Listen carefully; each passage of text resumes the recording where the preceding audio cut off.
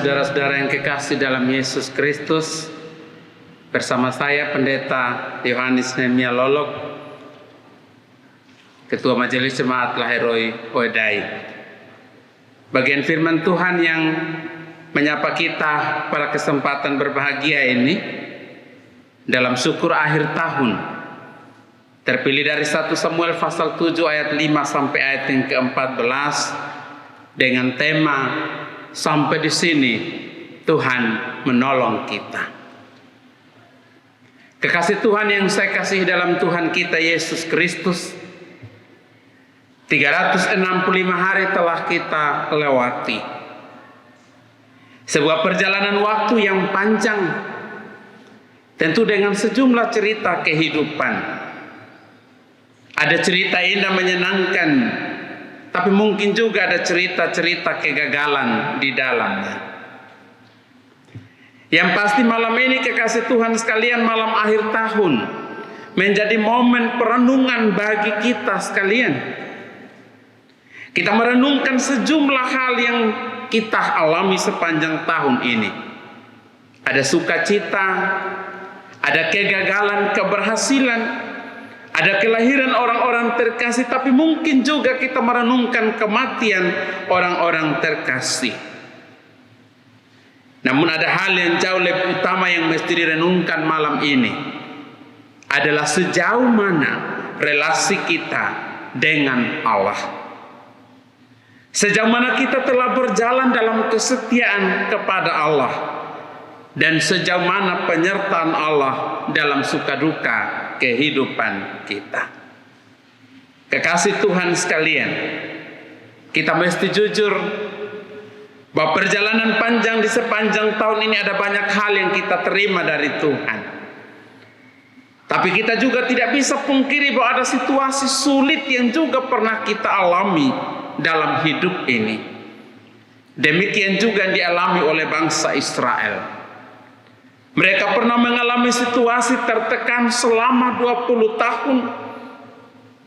Situasi di mana mereka dikalahkan oleh Filistin. Dan kondisi yang demikian membuat hidup mereka seakan di bawah tekanan.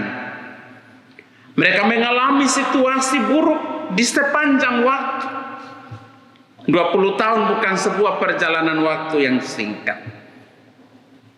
Namun kekasih Tuhan yang saya kasihi dalam Tuhan kita Yesus Kristus, bagian bacaan kita menceritakan bahwa pada akhirnya bangsa Israel di bawah pimpinan Samuel, akhirnya Tuhan membuat mereka meraih kembali kebahagiaan hidup.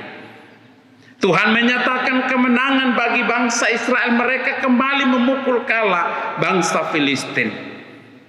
Dan kisah inilah yang melatar belakangi pada akhirnya munculnya atau lahirnya kata Ebenezer, yang berarti sampai di sini Tuhan menolong kita.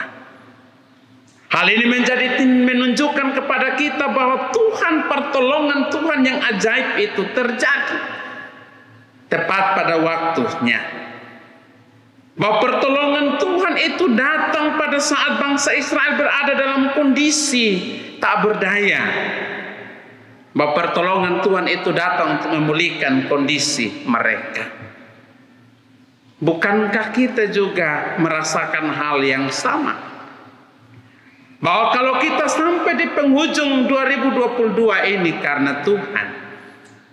Sejak kaki kita ada di 1 Januari 2022. Kita tidak tahu kita akan punya cerita seperti apa. Tapi ketika kita sampai di malam ini 31 Desember 2022, mestinya kita juga berkata, Ebenezer, sampai di sini Tuhan menolong kita. Karena itu saudara-saudara yang kekasih, ada beberapa catatan mau saya sampaikan bagi kita pada kesempatan ini. Yang pertama, bahwa tiap kita tentu memiliki pengalaman iman yang khas dengan Tuhan. Mungkin kita pernah punya cerita kegagalan masa lalu. Mungkin kita pernah ada di posisi kelam pekat.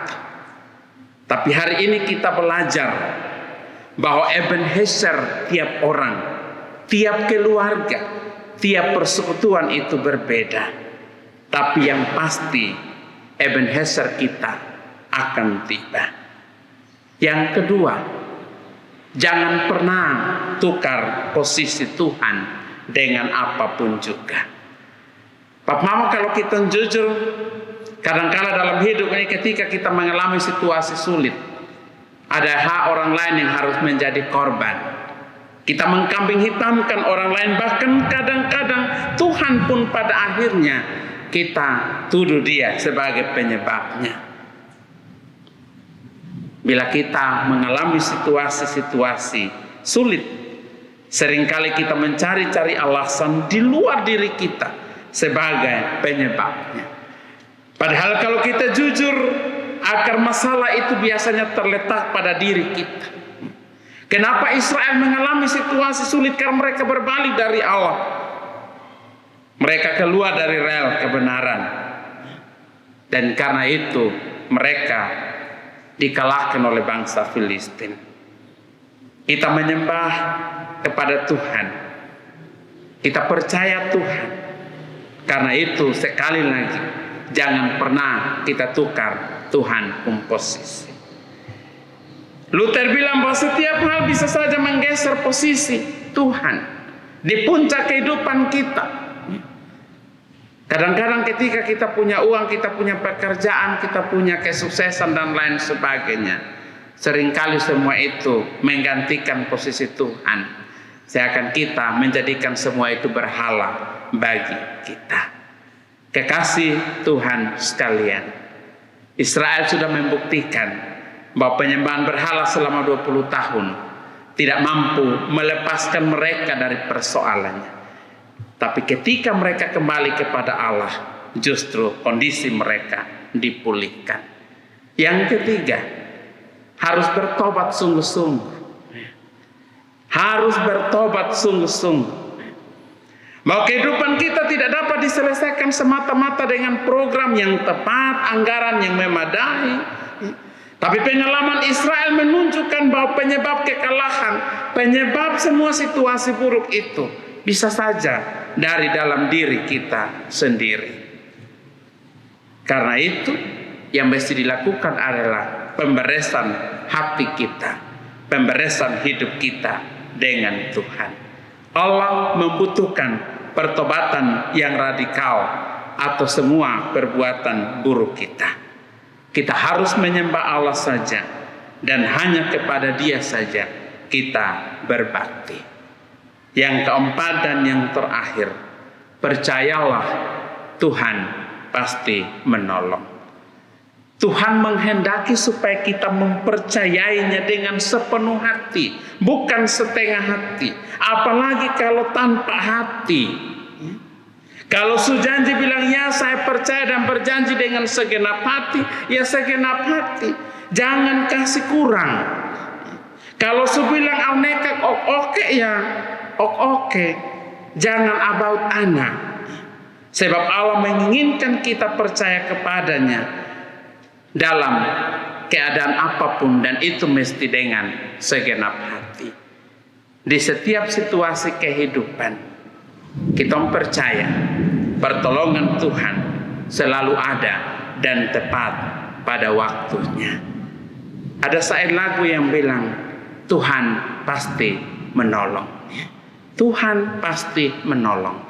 Ebenezer, sampai di sini Tuhan menolong kita. Selamat berefleksi di akhir tahun dan selamat menyambut tahun baru 1 Januari 2023. Amin.